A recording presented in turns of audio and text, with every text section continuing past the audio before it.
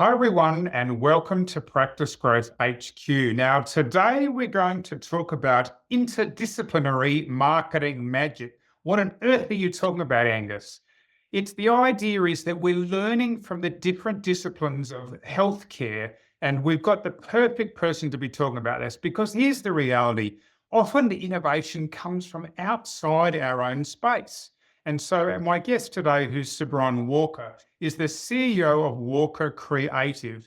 He's a marketing company founded in 2015. And before I came on air, he told me he works with optometrists, with orthodontists, with endodontists, with vets, and et cetera, et cetera. So we want to learn the lessons, not just from inside our own industry, but also from the industries next to us so that we can grow faster. All the way from Tampa Bay, Florida, welcome, Cebron. Hey, Angus, thank you so much for having me all the way from Australia. I That's love it. right. Yes, that's right. Yes. And Cebron's been giving me travel advice because I'm heading to Florida probably about the time that this episode drops, but let's see. All right, Cebron, we like to start with the fast fire, quicker questions, quicker answers so people can get to know you quickly. Question one, where did you grow up? I grew up in California, Northern California, in a little town called Davis, which is between San Francisco, which everybody will know, and Sacramento. It was the 70s. I was born in 1970, so I'm an old guy who's been doing this a while. Okay, there you are. I was born in 1968. So you're young. Oh, yeah, a couple of years, man. Come on. Yeah, yeah. All right, question two, favorite book besides your own? Oh, wow. I guess that would be the 4 Hour Work Week. And can I say two? Yeah, sure. Oh, I think the Tim Ferriss's book, The 4 Hour Work Week, was something that really changed my mindset about the way I approached work. And so that would be one. And then the other one was the Story Brand book by Donald Miller, Yeah. another fantastic book that very simply really shared how to build a great brand and tell your story. So I think those two books, you caught me off guard, and those are the two I thought of. Yeah, well done, well done. Yeah, look, I'm a pretty significant reader myself, and somebody asked me recently because I had set myself the goal of rereading some of the kind of classics, and they said, "Oh, what are the classics?" And I was like, "Oh, hang on." And I did land on Influence by Robert Cialdini, which certainly in the marketing space is considered to be somewhat the Bible. All right, let's keep going on the fast five. Question three, Sabron, what's one of your superpowers? Spotting the massive pain point in the business slash marketing issue that a doctor is having. Like I can, in 30 minutes of a conversation, spot that. And of course, that helps a lot to take steps to resolve it and build a powerful practice that's growing. Oh, you're in just the right job then, aren't you? All right. Question four, something you wish your 20-year-old self knew. To build your own business. It's good to work for other people to learn the ropes and figure out what you want to do. Do that, learn different industries that you might want to work, and then figure that out. And more rapidly, build your own game. Figure out your game and build it so you own it. You control your destiny, you control your goals.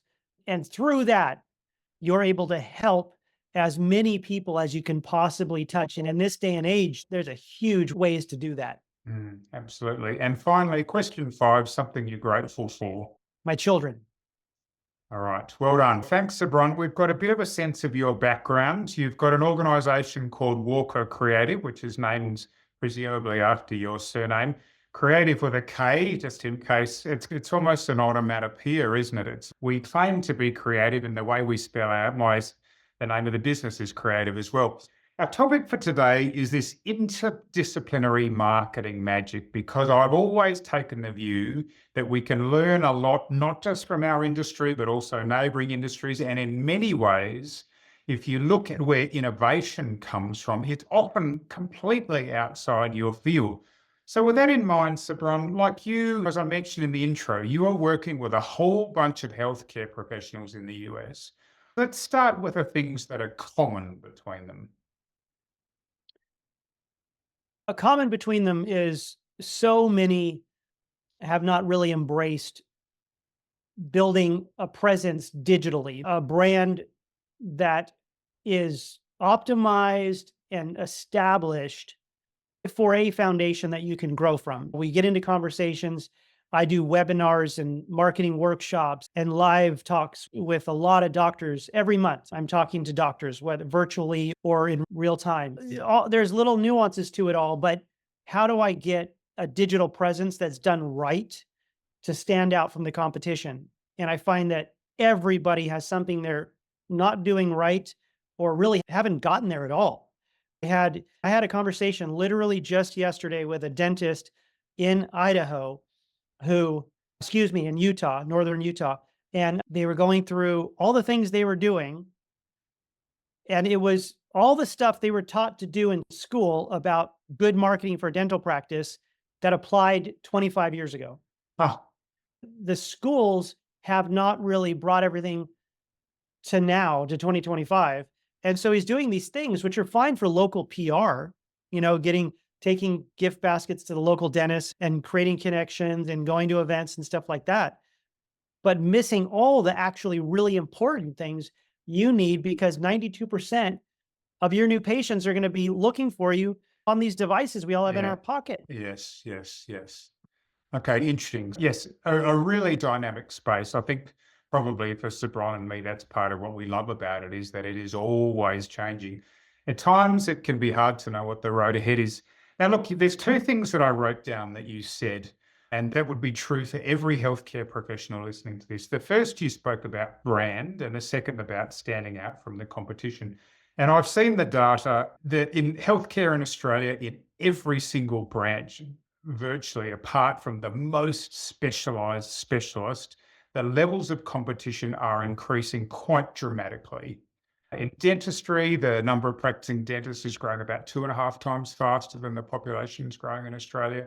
For doctors, it's about 3 times faster.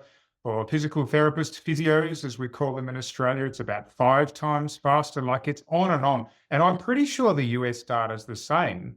Most Western countries, the universities are pumping out grades at a record level, and it's growing much faster than the population. So talk to us about brand. Oh, brand, Cebron, that's one of those nebulous things. Does it really matter? I've got a logo, isn't that enough? Yeah, it's the key. And it is usually considered just the logo. You go, Mm, I got a logo, I got my branding figured out, but it's also much more important underneath it all, the culture that you are in your practice, the teammanship that, like when someone comes into the practice, what does it feel like to be there? mm, Without it found sounding too simplistic. Is it fun? Is it cool? Does it brighten your day as a patient or client to walk into that business and feel that, oh, I'm going to get the help I'm looking for? And these are people that I can rely on. And they're like friends, if not family, when I come in. Yes, the logo is important, the colors, all this stuff that connects your practice with the environment that you're within. If you're in a city, how do you fit in? If you're in a town that's a sports town, do people walk in and is there signed gloves and footballs and mm. basketballs on the glass with jerseys on the wall? Or if you're in the mountains, do you have a pair of skis in the corner and a mural of a mountainside in the building? How does your brand connect with the community and stand out from the competition? And there are very exact ways to go about getting this established. Let's talk about those now then. I want to emphasize the branding aspect. It is much broader than just your logo. Jeff Bezos says your brand is what people say about you when you're not in the room. Think about Apple. Like Apple's brand is way more than its logo. It's what does it feel like when you open up a box from Apple? What does it feel like when you go into an Apple store and they've got this incredibly innovative environment and that comes through all parts of the organization? I suppose there's a final point on branding before we get into how to stand out. Consider this. If you go to the supermarket in Australia and you want to buy a bottle of Coke in some description. If you're buying a bottle of Coca-Cola, 1.25 litre, it's around the $3 or $4 mark. On the other hand, if you want to buy a product that is literally 98% the same ingredients, same size, same results, which happens to be a home brand bottle of cola, you pay $1.25. So like that brand has a tangible dollar value. So this stuff's not just kind of woo-woo stuff. This is really important to get right. I All mean, right. consider something like a Tiffany's brand.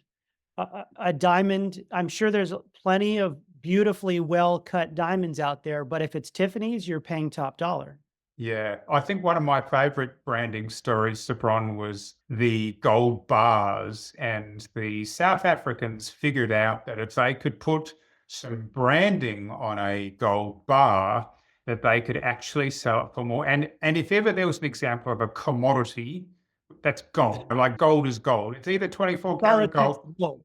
but they had these Krugerrands, I believe that was the name of it, and they had a particular sort of design on the gold bar. And literally by this little design, they managed to turn this commodity and get a percent or two extra. Just on the subject of branding, and you mentioned Bezos, and a very well-known branding expert and author, also a friend of mine here in the United States, David Pryor, has a four-word definition for what branding is, and it is the art of differentiation. And if you think about that, and you can Google David Breyer and YouTube him, it's so simple, but it's so precise. Yeah, no, I like it. I think one of the things that's very difficult in healthcare is that what I find the attempts of healthcare professionals to brand themselves as being different and standing out from the competition is they tend to focus on things that their patients just either don't understand or don't care about. And so I'll be talking to a practice. I say, "Oh, what makes you different from someone else?" And they go, "Oh, we offer this service and we've got this piece of machinery." The only thing is that the patient doesn't actually understand that, and so that can be very difficult. So you alluded to standing out. Then, what are some things that the listeners can do, Sabron? When you're going to approach getting your marketing done right and looking at your digital presence, which is something, of course, what we specialize in, your humanization is a huge factor. And I talk about this constantly. You could take 10 websites in any practice industry, whether it's veterinarians, optometrists, orthodontists, dentists, and just go look at 10, and you'll find stock photography Mm, as the most common element throughout. And laughably, if you go to a dental conference, you will see the same model with perfect smile in 10 different booths. yes, I've seen And that if you before. then go to their website and the same model is on the website, they're not differentiating, they're not standing out. They're looking like everybody. It's like McDental websites. And it's such an easy conversation to have and to bring an understanding to a dental practice owner and a dentist when you're talking to them, or any doctor, is let's make you stand out.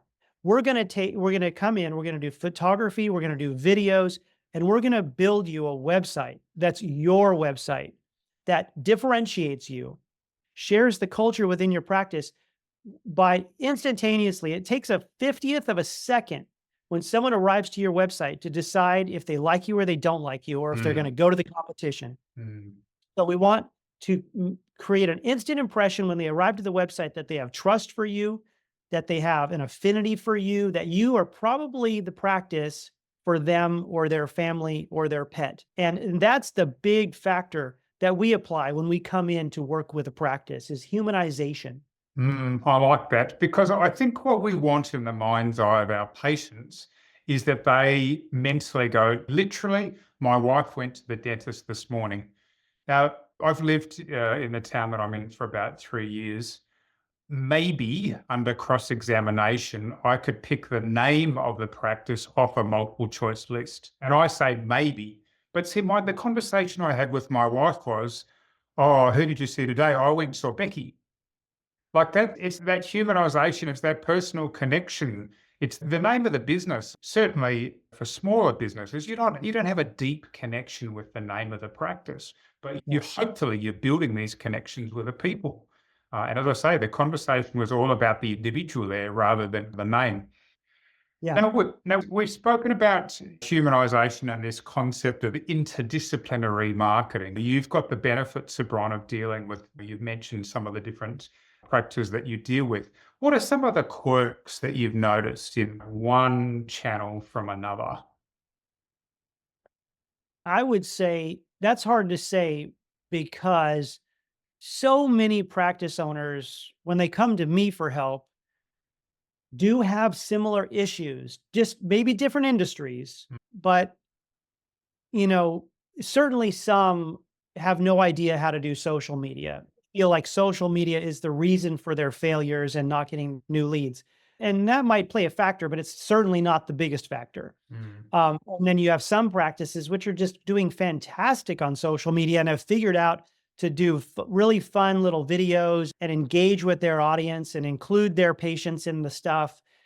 And they're just doing a great job, but they are getting people to check out their website, and their website is horrendous. It's just a mm, terrible website that does not convert interest into scheduling appointments. mm. So many practices have similar issues, and industries don't matter. There's probably a list of 5 things that it's gonna be when they come to talk to me, Okay. and we're gonna I remember I used to, back in the day, listeners, I used to be a rep for a pharmaceutical company calling on doctors. I did that for about 18 months and then discovered that was a bit of a soul crushing job because they didn't really want to talk to me. And in some ways, I wasn't sure how much value I was adding to them.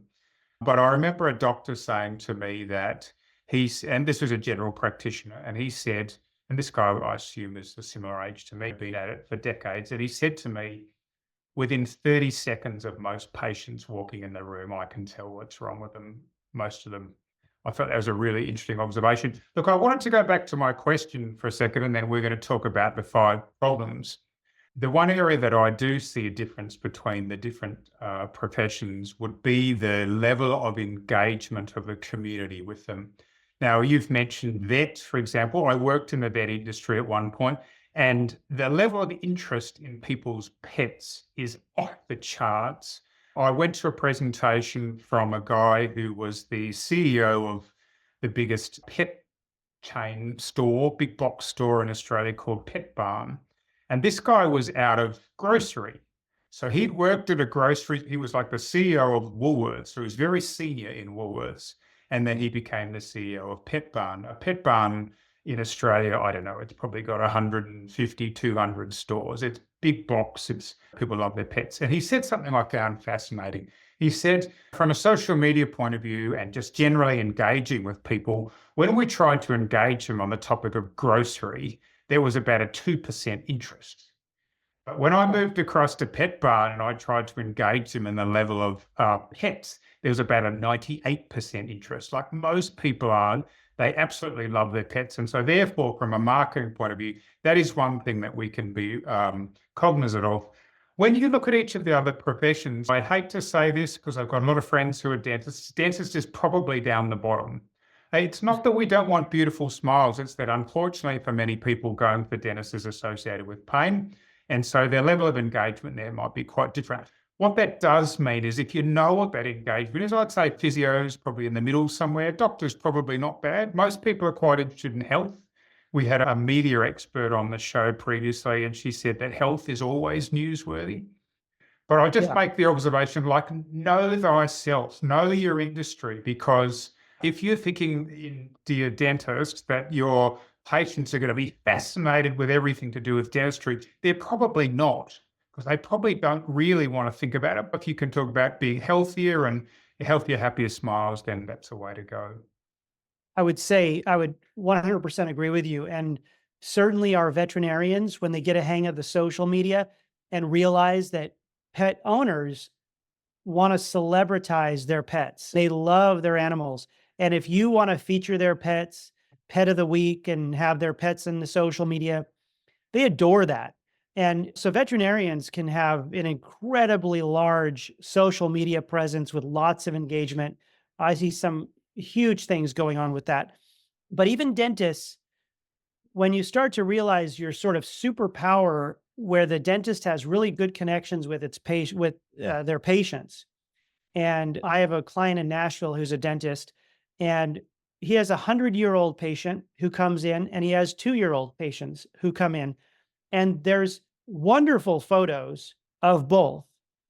And his superpower is he builds such wonderful relationships with the gamut of people who come in to see him as a family dentist that this just the simple photos of these activities going on, or even having a lunch with somebody, or where he goes for coffee. There's so many things you can share that make that connection that you need with your community that you can come up with it for any industry. Mm, Yes, I'm not suggesting that if you're someone who's lower on the list that you shouldn't be engaging, just that you're going to need to engage in a different way because your patients will not be as interested in what you're doing as the case may be. Yes, vet, no question, top of the pile. Dare I say, dentistry, maybe proctology, right down the bottom of the list. Everybody sits on that scale. Now, look, you mentioned about a little bit like my analogy of a GP who said he can tell what's wrong with most people within the first 30 seconds. Based on your experience, Cebron, you said 5 areas that you reckon most practice they'll fit into one of those. Why don't we go through some of those? Let me see if I can nail them up. So, first off is your website. You got to have a great website. As we just about to go into 2025, or this show is probably going to be being heard and watched in 2025, you're going to have just a stellar website. And you want to go look at your competition and make sure that you're establishing a website that's going to rank above your competition. That's just the name of the game today. Number two is your Google business listing. It used to be called Mm, Google My Business. yeah. Google is the big elephant in the room in the internet world, right? Everybody goes to Google. Make sure your Google business profile is optimized with lots of photos of your business. You can post updates on your Google business profile. Make sure that you're getting reviews. As a practice, there's no reason not to be getting a few great reviews a week. Mm, It's really easy to nudge people to give you some great feedback. It really supports the whole team, and we love to hear from you. So get those reviews. People are going to go to your Google profile to check your reviews if they're looking for a vet, a dentist, an optometrist, any of your industries. Okay, so after that, your social media, how you're doing your social media to humanize your practice. You got to be doing posts about you, the doctor, celebrating your staff. Something you forget about is that the community loves a business owner who acknowledges their team and the staff that work for them. So at least every week, you might as well do a post of, hey, this week we're celebrating Tammy. She has a poodle. She loves going on hikes on the weekends, and she's our front office person. Or it doesn't, whoever it is. So celebrate your staff. Photos of your group. If you have Taco Tuesday in the lunchroom, take a picture of it. mm, Say we do Taco Tuesday. Celebrate your crew. So get better. I'm not saying you have to become a TikTok phenomenon, but just get better with humanizing your social media. Next, this is a bigger step. You got to look at how you're going to take it into YouTube, because Google owns YouTube, mm, and it's a powerful connection when you get videos going onto YouTube that you can post on your website. You're optimizing both, and they're now together that the algorithms of Google with YouTube are supercharged when you've got both with a great Google profile. All right. So that would be your number four. And then finally, and this is something that usually requires expert guidance, is search engine optimization yeah. for your local area, right?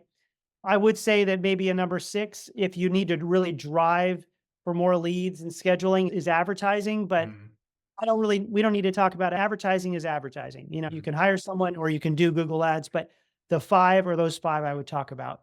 Yeah. And I think one of the things that we're seeing as time moves on, we've already alluded to the fact that it is such a dynamic space. It's about getting people's attention. And the research shows it used to be you needed what they called 5 to 7 touch points for someone to go through the know trust journey. It's I've never heard of you. Now I know about you. I like you. I trust you. I'll pick up the phone or book online.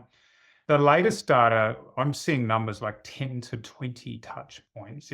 I didn't know you at all. And importantly, multi-channel, which means that I go and check out your website. There's one touch point. I'll go and check out your Google profile. And I might look at some photos. There's a touch point. I might read a whole bunch of reviews. I could have 5 to 10 touch points in. If I've got a toothache, I could go through that process very quickly. And often people will go to social media, and I think Cebron alluded to this. It's what are these people like as people? Yes. And if I go onto your page and you're celebrating your staff and you're having Taco Tuesday or it's someone's birthday or here's pet of the week or whatever, it's like, it's almost like, okay, these sound like they're decent people and there's some consistency in the elements that Cebron's mentioned. There's no point having an awesome website and then being crickets on Google. You've actually got to try and get some coordination across these.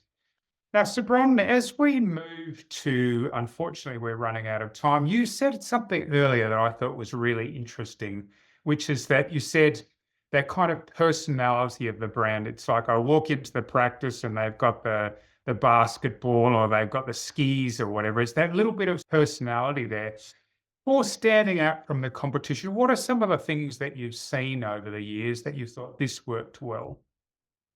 Something that probably many people have seen that I like is, for example, with pediatric dental offices. You might survey what's going on with the competition in your area, and you go, no one has aquariums. Kids love aquariums. Mm, Let's go all in, buy some aquariums, get fish and something that's unusual for our area, get that set up there, do murals on the walls that way. Sometimes you see a pediatric dentist and it's like the surfer kind of ocean setup. And certainly in Australia, you probably have something like that. mm, Uh, I like to see that a theme, you could call it a theme where a practice, whatever kind of a practice, whether it's a vet, an optometrist, orthodontist, build that culture you have is related to the theme you have, is going to relate to the colors you choose to use, and that will certainly be incorporated in that logo. But you want to then, as Angus, we've been talking about this throughout the talk here, is get all these pieces, all these foundational pieces, all working in time. So the gears are all meshing so that you stand out. And this done right, you're going to be the leader. It mm. might take a little bit of time, but you will be the leader. And that is really our aspiration for everybody listening to this. Do you really want to just be the same as everyone else? Do you think that the medicine that you practice is the same as everyone else? I'm going to say, no, it's not. And some of you are listening to this going, guys, shoot me now. Really? Do I have to go through this process? Come on, we're healthcare professionals. This is a noble profession. And I say, yes, it is.